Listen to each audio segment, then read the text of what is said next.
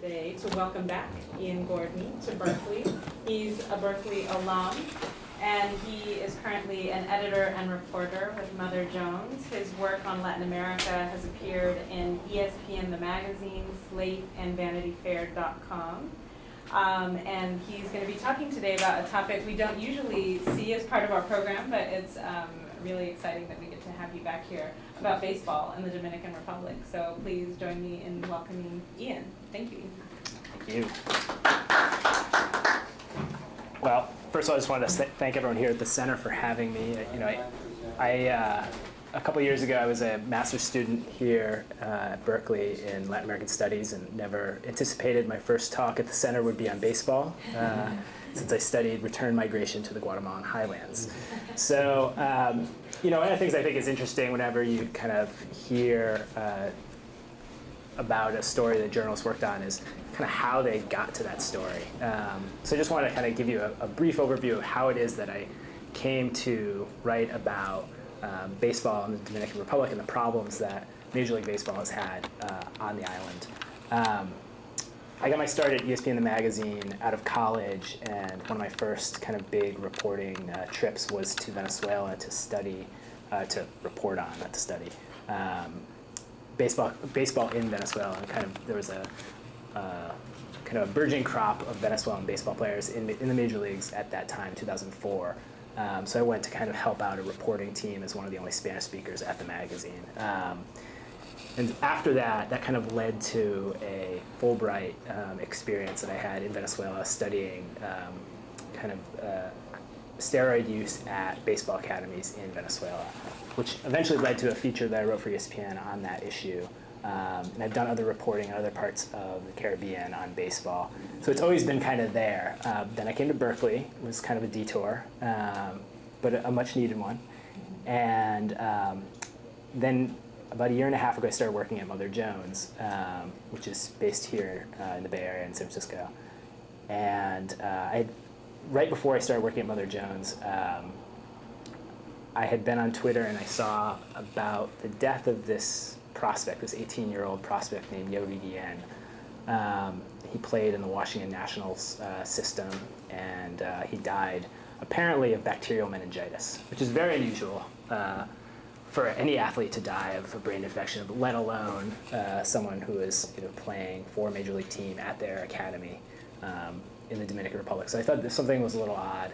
And the more I read about it, the more I realized this is a pretty unusual situation, and there wasn't a lot of reporting about it. So I kind of wanted to dig into it deeper. And even though Mother Jones doesn't do a lot of sports reporting, or hardly any at all, this is kind of an interesting topic to them because it kind of hit on a variety of other issues that we do cover, of social justice related issues. So I ended up going down to the Dominican Republic to report this story in February of 2012. And the story appeared in our March-April issue, which there are several copies up here. And if you haven't seen the story, feel free to grab a magazine on your way out. So this is kind of what this is all about. One of the things I want to do is kind of set the scene a little bit, to talk a little bit about the history of baseball in the Dominican Republic, so you have a sense of what baseball has meant to the island and to the people there, and then we can kind of talk a little bit about this story, and I can tell you a little bit about what I learned from my reporting in and around Santo Domingo. Now, I'm going to try to do, for the historians in the audience, I don't want to do too much violence to the history of baseball or the history of the Dominican Republic, but I'm going to keep this pretty brief. In the late 1800s, baseball was brought to the Dominican Republic by Cubans, not by Americans. It's kind of there's a historian named Rob Ruck who's written a lot about this. He's based at University of Pittsburgh. He has a great book called Tropic of Baseball, if you're ever interested in learning more about kind of the deep history of baseball in the Dominican Republic. And he has this great line: "If the Cubans were baseball's apostles, Dominican youth were its ready disciples." In that first game that was played in the Dominican Republic, at least the first, reported game, there were Cubans, Dominicans, Americans, and one, oddly enough, German restaurateur. And then about a decade later, in the early 1900s, the first Dominican kind of domestic league started with teams like Nuevo Club, Osama, and also the famous Licey and Escogido, which are two of the kind of storied teams in the Dominican Republic. About 50 years later, that was the first time that a Dominican-born player appeared in the major leagues in the United States, and that's Osvaldo Virgil, or as my dad would call him, Ozzy Virgil. And of course, the Giant, he played for the New York Giants. About 7 years later, the Giants were then in San Francisco, and they had the three Alou brothers, Juan Marichal, who still is the only Dominican-born Hall of Famer, along with Orlando Cepeda, Jose Pagan, and Jose Cardenas, sorry. No, it was Jose Cardenal. So they had 7 Latin American players, which is way ahead of its time in the early 60s. So at that point, there were starting to be more and more Dominican players, more and more Latin Americans, some Cubans, some Puerto Ricans, and even some Venezuelans in the major leagues. But really, the kind of jumping off point for or the explosion of Dominican major leaguers started in the 70s when a man named Epi Guerrero started the first baseball academy in a place called Villa Maya, which is right outside of Santo Domingo. And that first academy was a pretty ramshackle affair. It was basically just a plot of land, a small house for players to stay at, and a field. And kids would go there after they signed with major league teams and train. Some would train before they signed with a major league team. Basically, the idea was to get some impoverished kids a chance to play regularly, get food, just have a dedicated space for practicing baseball. This idea of the academy has turned into, over the years, basically minor league facilities throughout the Dominican Republic. Every single team in Major League Baseball, all 30 teams have an academy somewhere, within, 60 to 90 miles, within 90 miles of the capital. So, about 10 years after Epi Guerrero opens his academy, the Los Angeles Dodgers open an academy called Campo Las Palmas, which becomes kind of the template. Really kind of nicer facilities, not as ramshackle. But there's still, while the facilities start to improve, there's still lots of problems underneath. And then, in the 1990s and the early 2000s, we really see this explosion of players. I mean, in the 80s, you had some kind of famous players, the Tony Fernandezes of the world. But in the 90s, you have Sammy Sosa, you have Pedro Martinez, you have Manny Ramirez, Miguel Tejada, Vladimir Guerrero, kind of all these perennial all-stars, really kind of paving the way for a new generation of Dominican players. At the same time, you also start to hear more and more about the issues plaguing baseball in the Dominican Republic. Steroid abuse by players, not just kind of scrub players, but star players. Abuse at the academies, poor treatment, poor conditions on the island, identity and age fraud, extortion by the player agents or the trainer agents known as buscones, and on and on. I mean, there are just tons of issues that start to come out as more players are kind of making a name for themselves in the major leagues. More people start to report on what's going on in the Dominican Republic. We start to learn a lot more about kind of the seedier side of things happening there in the Dominican. In 2002, a professor at Indiana University named David Fidler wrote a book with one of his students named Arturo Marcano. The book is called Stealing Lives. And it's a fascinating book, but basically follows a player named Alexi Quiros, who is a Venezuelan player. He's a shortstop.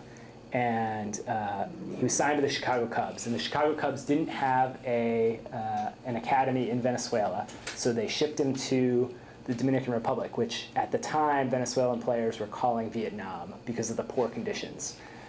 He arrived in the Dominican Republic to the Cubs Academy. They were housed in the second story of a brothel. There were 19 players for one bathroom. For those of you who have teenage children, you can imagine what that would be like. At one point, a drunk coach showed up at the brothel with a gun and threatened all of his players. And Alexei Kiros's career ended when he got injured diving for a ball at shortstop. He separated his shoulder, and instead of bringing him to a doctor, team officials brought him to a man in an alley, basically, in Santo Domingo, who proceeded to step on his shoulder to put it back in place, forever damaging his shoulder. I've met Alexei Quiros. He's a great guy. His shoulder still is kind of out of whack. Clicks all the time. He has a hard time kind of moving it regularly. So Stealing Lives kind of was the first real expose on what can happen. What can happen in a system that is totally unregulated. And I think that's one of the main issues. Major League Baseball has for years wanted to find these diamonds in the rough. You always hear these. You read this all the time in the newspaper. When you read a story about a Dominican player, oh, they plucked him out of Mao, or they plucked him out of whatever community, and he's a real diamond in the rough. We really lucked out. We signed him for $10,000, and look, he's a 5-time All-Star. Well, that there are reasons why that happens. One of the more interesting statements I came across when I was reporting for this story, a Colorado Rockies official in the 1990s said, instead of signing 4 American guys at $25,000 each, you just signed 20 Dominican guys at $5,000 each. And that really was a philosophy for a lot of clubs throughout the 90s and 2000s, is sign a lot of Dominican guys for as little money as you can, and just hope a few of them stick. And it's better, financially, it's more feasible than signing American players at higher wages. So I think it's in the 2000s that kind of changes. So the early aughts, the role of Buscones, these kind of trainer agents, really starts to change the game. I mean, as more Buscones kind of get into training players, when I say training players, I mean training players before they sign with major league teams. So essentially they find 13, 14, 15-year-olds, train them. Some of them have their own academy, so they bring kids from different villages to one place and train them for a couple of years, put them up, feed them, house them, clothe them, everything. And then when they sign with a major league team, these Buscones take 30%. Well, this becomes more and more lucrative. And so more Buscones get more guys say, hey, I want a piece of that, and they become Buscones. So that there ends up being more and more Buscones.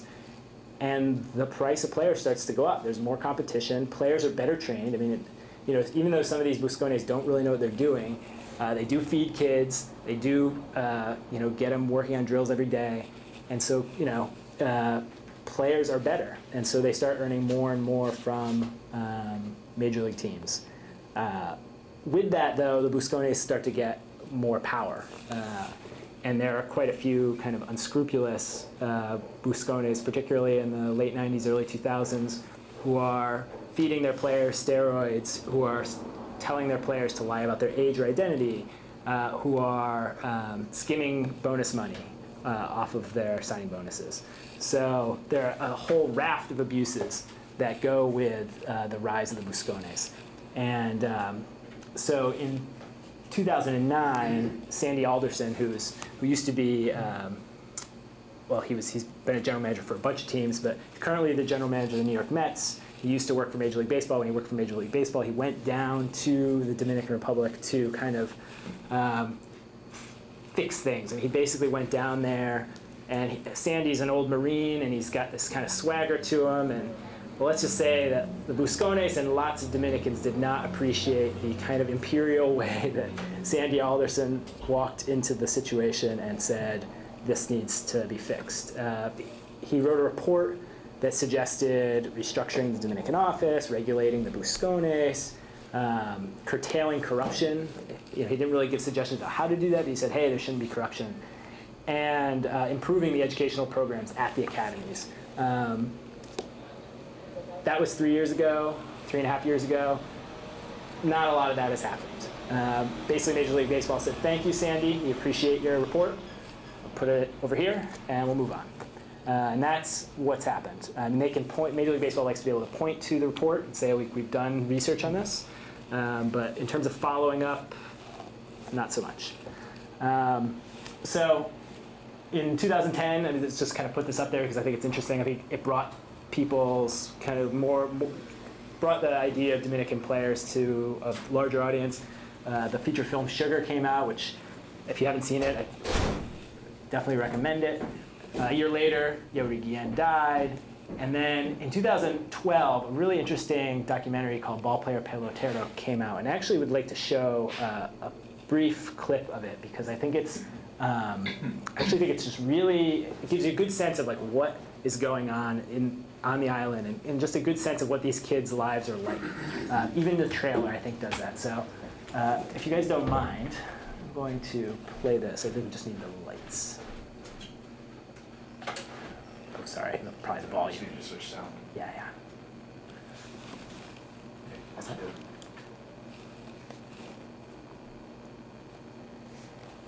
Let's see if YouTube works. 20% of professional baseball players in the United States come from the Dominican Republic.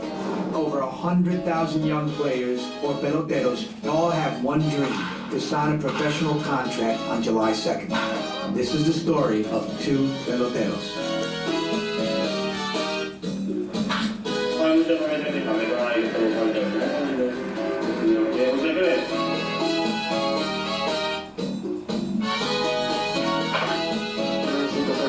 Para poder ayudar a mi mamá a salir de aquí.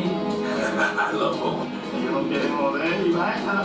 Porque tienen que entender que nosotros somos los mejores peloteros. Pues ellos inventan su pelota, pero nosotros nos destacamos mejor que ellos. En el gallo llegó el momento en que llamó a un muchacho por teléfono y le decía: o firmas conmigo o tú no vas a firmar con nadie.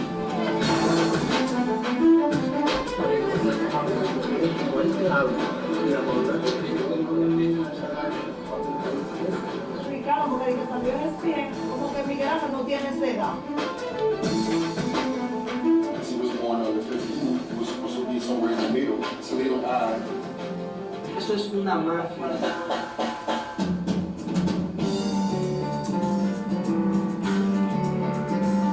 Ahora no sé cómo tener una conversación con René Gallo. Yo voy a grabar y después de eso, para nosotros grabarlo, para yo tener pruebas. It's like when you go and harvest, the line, put the seed on the line, and then you put water, then you clear it, you do all this, and then when it grows, you set it.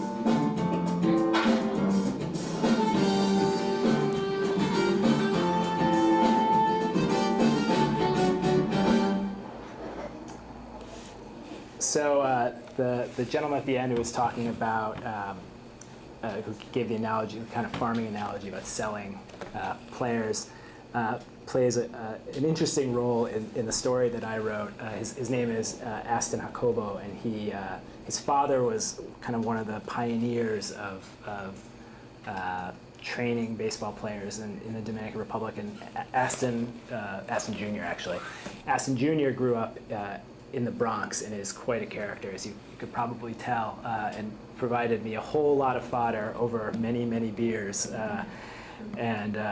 Yeah, gave me a pretty good little anecdote for my story. So I'm kind of thankful for him for that. But yeah, he's a pretty interesting guy. Just want to talk really briefly about just talking about now that we're kind of back to today. Just have a sense of where Major League Baseball players are from. I mean, we know there are a lot of Latin American players. These numbers are from 2012, when 24% of all major leaguers were Latin American. As you can see, there were 95 Dominican players, 66 Venezuelans, and 11 Cubans. The numbers for this year are 89 Dominican, 63 Venezuelans, 15 Cubans. So there's actually been a few more Cubans who've hit the major leagues. But this year, 28.2% of all major leaguers were foreign-born, which is the fourth highest number ever. So there is still a pretty sizable foreign contingent, although not as much as, say, almost 10 years ago when we had the highest number. When thinking about how Dominican baseball really is different from American baseball, I mean, aside from kind of the obvious things that have to do kind of with socioeconomics and just being in a different country, there are certain major league rules. There are certain rules that Major League Baseball has that really changes the way American players and Dominican and also other Latin American players are treated. First of all, Dominican players and also Venezuelan players can sign at 16, which is a really big difference from the United States, where you have to have a high school diploma. So most Americans sign at 18. So obviously you can think of this, the obvious size and skill differences between an 18-year-old and 16-year-old. The average signing bonus corresponds to that. These numbers are actually reversed. That's a typo. So the average signing bonus for Americans is $232,000, and the average signing bonus for Dominicans is $116,000. That's my mistake. And then I did a kind of built this giant spreadsheet trying to track Dominican players at baseball academies in 2006, and American players in rookie ball, which is kind of the lowest level for an American, like a high school graduate.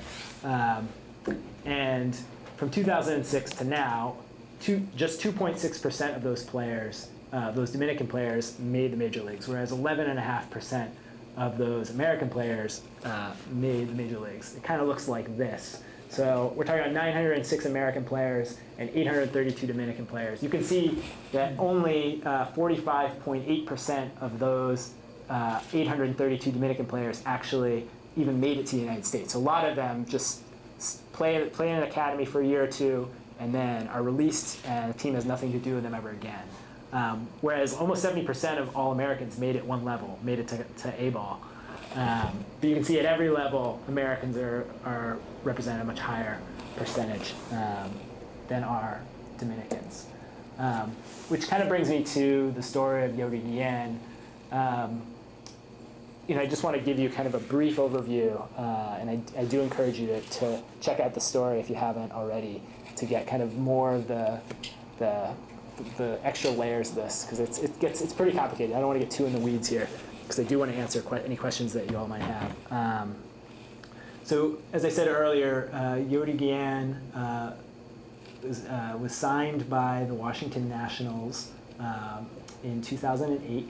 He was 16 at that time. He signed for $30,000. He was a shortstop. He came from a small town called La Canela, which is in San Cristobal, so it's about 45 minutes southwest of Santo Domingo. He was kind of known for his strong arm, his quick bat, and he's kind of seen as a little raw. But he signed for $30,000, which is not a giant bonus, but not an insignificant bonus. Shortly after he signed, Major League Baseball, as they do with every prospect, did an age and identity investigation, and it turned out that Major League Baseball claimed that he was lying about his age. He was actually older than he said he was.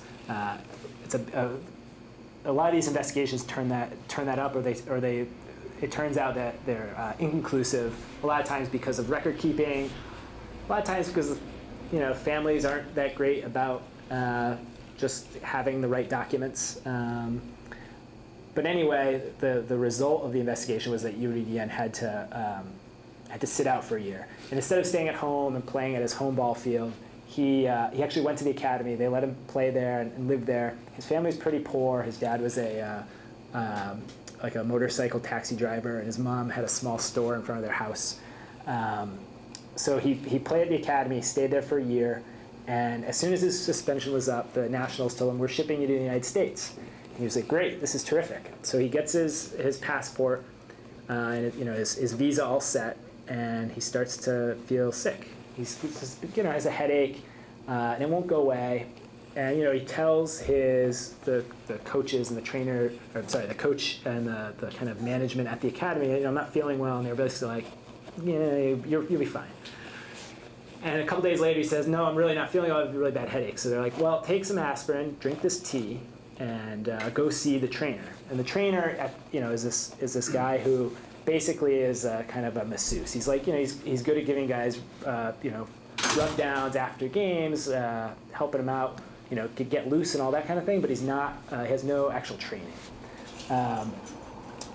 Eventually, Yewri Guillén goes back to La Canela, to his hometown, which is about an hour and a half from the academy, because he's really not feeling well.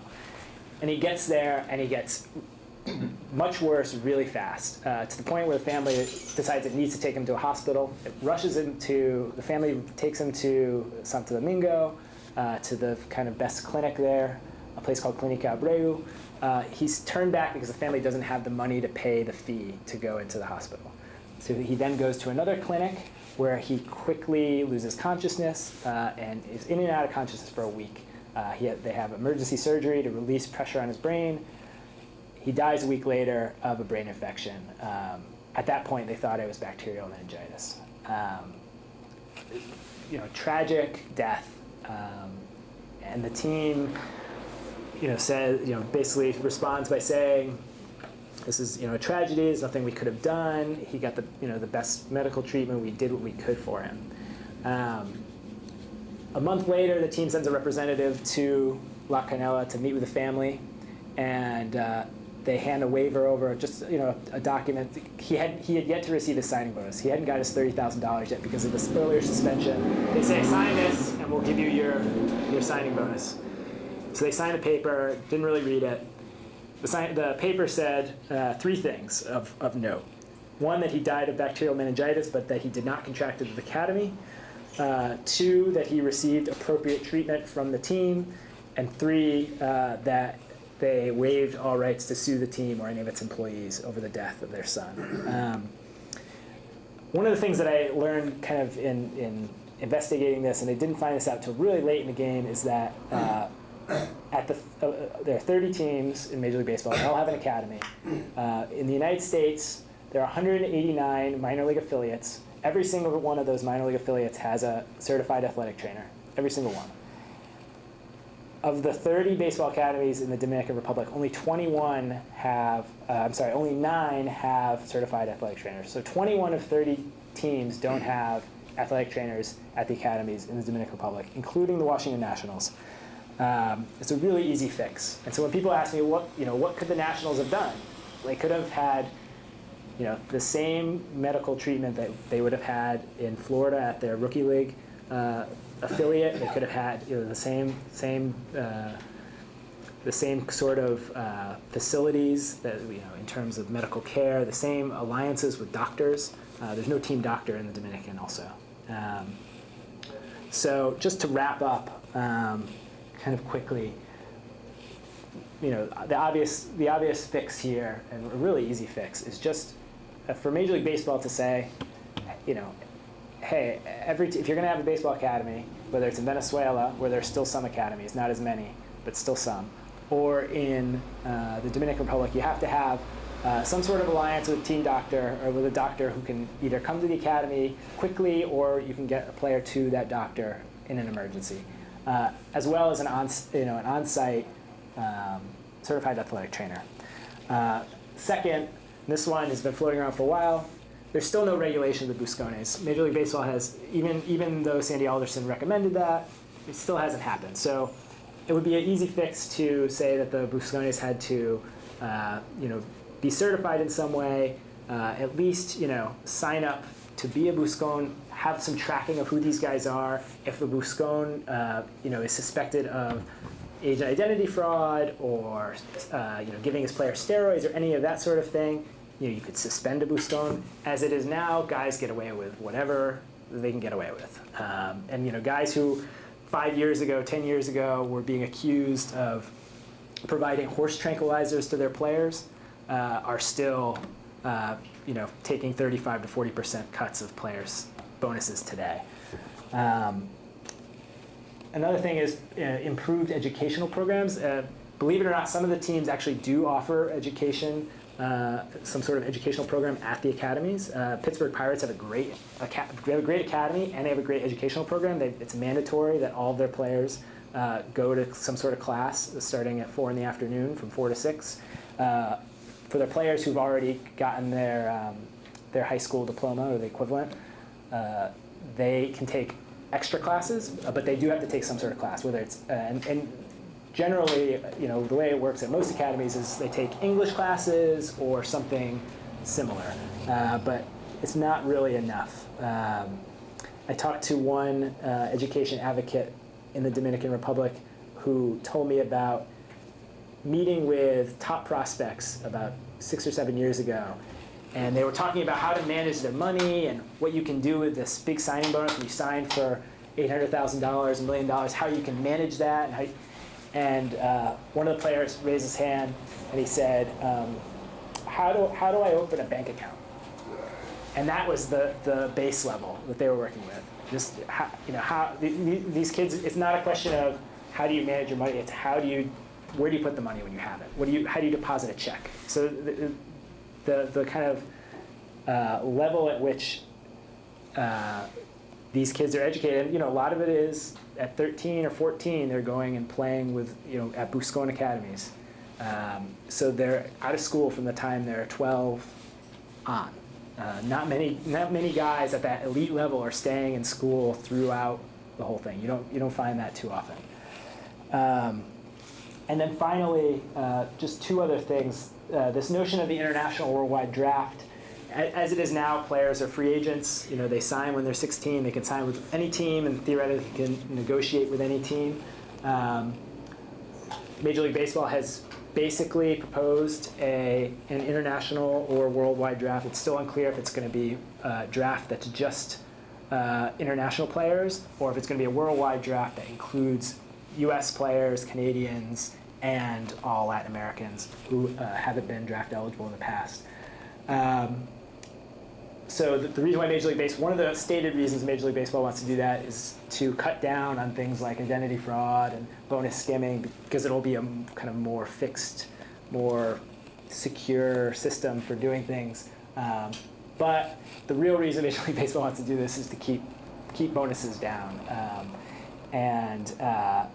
The Major League Baseball Players Association, which is the largest sports union and the most powerful, historically the most powerful sports union, included this in its collective bargaining agreement with owners a couple years ago. And a lot of people say, well, why would the players union want to kind of set up a system that is going to eventually lower signing bonuses for players? That doesn't make any sense.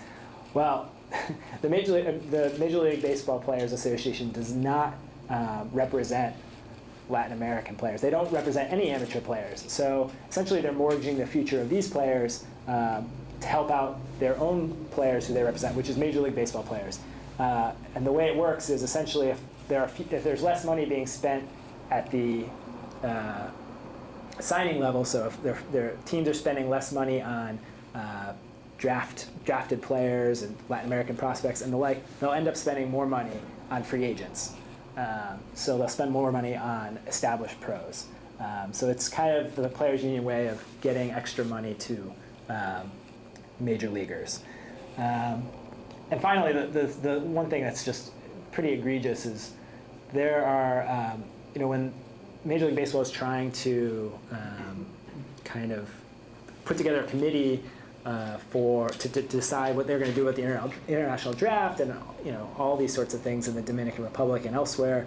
They only included one Latin American in this committee of 20 people.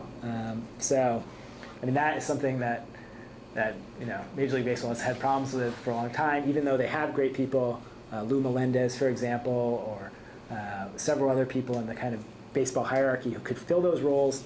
They've not let them. And does anyone have any idea where this might be? This is a picture of the next spot for Major League Baseball. This is where Major League Baseball hopes to expand next. I think I just throw this in at the end. 80? No. No, although there are a lot of Haitian Dominicans now in the pipeline. China? No, that's a good guess. It's actually Brazil. Okay. And Andres Reiner, who's kind of he kind of revolutionized scouting in Venezuela, is now in charge of basically scouting in Brazil. So soon you're going to see more and more Brazilian ball players. And interestingly enough, and there is a history and culture of baseball in Brazil among the Japanese Brazilian community. So that's kind of an interesting something to keep an eye on, in the future. But that's all I've got. I'd love to hear questions from you guys or hear what you have to say about baseball, Dominican Republic, whatever. Thank you.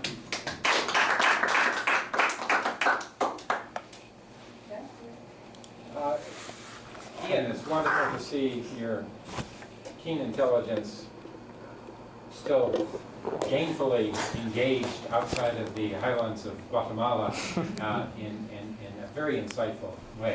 I have a question for you. It's a real simple question. Yeah. Bobby Valentine is a hot-headed manager, hotshot from Connecticut, and he was the producer, as I understand, of Pelotero. He was. And Pelotero hits MLB really hard. Really hard. Yeah. How do you explain that? Bobby Valentine's kind of a loose cannon. I think that's really what it is. He produced that while he was when he was the manager of the Red Sox, actually, last year. I mean, that came out in the middle of the Red Sox season going straight to hell. I think he's just an intellectually curious guy, and he has money, and these two really young directors came to him and said, hey, we really want to make this film, what do you think? And I think it just intrigued him, and I think he's the kind of guy who, just you look at his career, he's not someone who's scared of Major League Baseball in the least. I mean, he once got thrown out of a game and put a fake mustache and glasses on and walked back into the dugout. I mean, he just does not care about, rules. So I think that's really the answer. I think he took great pleasure in poking Major League Baseball. Yeah. Yeah. So you mentioned that I think that all the clubs have an academy in the Dominican Republic. They do. Why would Major League Baseball be interested in regulating those academies more closely, given that their interest would be that those players would have good medical attention if they needed it, that they would regulate the buscones? Like, it seems like it would be in their interest. It is the fundamental question that I've been asking. I feel like I've been asking for years. I mean, when I did this, I did this story in 2008, 2009 about academies in Venezuela, and there were similar issues at play. Although at that point, steroid testing hadn't taken hold as much at the academy, so there were still a lot of players who were getting caught for steroids as they moved up the system. And it was one of the main things I found out in reporting that story is that Major League Baseball, they had this huge policy about performance-enhancing drugs, but they didn't translate it into Spanish. It's just a very basic thing. It's like, put it in Spanish, and they didn't. And then when I called them on it, I got screamed at by Major League Baseball higher-ups who were like, of course we have it in Spanish. Well, of course we do. Well, could you send it to me? And they didn't have it in Spanish, and it was so bad that they had other people tell me that I've seen it. I know that it's in Spanish. They had never produced it in Spanish. And in fact, the next year was the first time they had it in Spanish. So it's things like that. Major League Baseball seems to. I'm beyond trying to figure out their motivations. I mean, there is a certain cost that they have to actually invest the time and resources in, and they've never wanted to do that. In the Dominican Republic, for example, there's an office that's kind of the office for all of Latin America. For years, it was staffed by 3 people.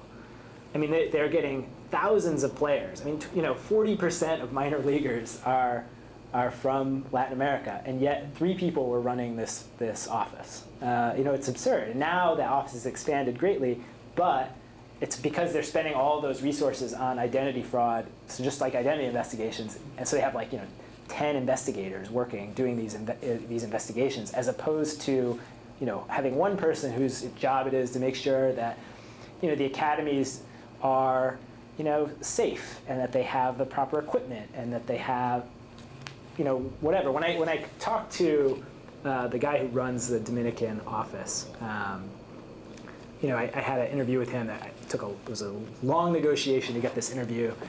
Major League Baseball was very wary of doing this interview, and when I finally talked to him, I asked him, why doesn't Major League Baseball regulate the clubs? Basically, exactly what you're asking. His response was, we like to give the teams a sense of individuality. We don't want to kind of tell the teams what they have to do here. So freedom of expression was essentially his answer, which hasn't worked. It hasn't. I guess it's worked for some teams. Some teams like the Pirates, the Mets are another team that's done a great job. But for other teams, it's been a disaster. And I do want to point out that the Nationals. This is not the first time the Nationals have had a problem. The Nationals were embroiled in a terrible scandal a couple of years ago when they signed a player named Smiley Gonzalez. His real name was Esmailin, but everyone called him Smiley. Anyway, Smiley Gonzalez was 16 years old. He signed for like $1.8 million, something like that, which was $1 million more than any other team thought he was worth. So everyone was like, why did they sign him for so much? Well, it turns out that the general manager and one of the key scouts were skimming off of the bonus. So they inflated his bonus so they could take a cut. The general manager and that scout, the scout's name is Jose Rijo. He used to pitch for the Cincinnati Reds and was a World Series MVP. Were both fired, and the general manager Jim Bowden now is on ESPN every day telling you, his thoughts on Major League Baseball. So the Nationals have had huge problems, and Major League Baseball hasn't done anything to the Nationals. Just sort of structurally, how are the camps or the teams in the Dominican operated as subsidiaries of the Major League clubs? Is there a contracting relationship? I mean, because it would seem to me there would be some liability going back, or at least stronger liability going back if they're actually wholly owned sort of subsidiaries. They are wholly owned, although Major League Baseball has cut great deals with the Dominican government. With the Dominican Sports Ministry and the Dominican government. I mean, every once in a while you'll hear rumblings from the Dominican government, particularly from like Felipe Payano and the people in the sports ministry. If Major League Baseball continues to neglect its responsibilities in the DR, then we will have to do something. It is an empty threat. I mean, the amount of money that Major League Baseball brings to the Dominican Republic is enough to keep the government at bay. Yeah. It's been reported that an inordinate number of kids come from one little town. Is that in fact true, and how does that relate to the 30 academies? So back in like the 80s, 90s, there were tons of players coming from this area, this city called San Pedro de Macorís, which was for a long time known as the cradle of shortstops. There's lots and lots of players were coming from there. And there are structural reasons for that. It's actually quite interesting. Right around is the kind of the sugar cane, the main sugar cane production area in the Dominican Republic, and so all of the mills, all the ingenios are right there, and these ingenios had kind of small, sugar cane towns, mill towns all around them, and for years. A lot of the people, there were tons of migrant workers working there, and these folks are called cocolos. They're people from the English and Dutch islands throughout the Caribbean, the English-speaking and Dutch-speaking islands, I should say. And so a lot of like West Indians, basically, working in the mills, and so they brought with them a cricket tradition, which turned into a baseball tradition. And so a lot of the early players in the 70s and 80s, George Bell, for example, Tony Fernandez comes from that area, Rico Cardi, a lot of these guys' dads were migrant workers and were cocolos. And Aston Jacobo, the guy I was talking about earlier, his dad also, same thing. So so that's why there was, for a long time, this is a very fertile area. This is where baseball was being played. So a lot of guys did come from these ingenios. So all these small towns around San Pedro, this is where they were coming from. And so Major League Baseball just sends scouts there to scout these kids playing in these, like, Milltown leagues. There's a small, it's like basically Little League. These 12-year-olds are playing, and they'd go and scout there. As sugar, the price of sugar cratered, that kind of changed the dynamic. Now, I mean, baseball has been a nationwide pursuit there, but even more so today. And so now it's not so much a one-town thing. You'll find players everywhere. I mean, where I was in La Canela is, it's 45 minutes outside the capital, but you go another 10 minutes, you hit the Padres Academy, and if you go another 20 minutes, you hit Vladimir Guerrero's hometown, and then you hit Bani, and I mean, there's baseball everywhere.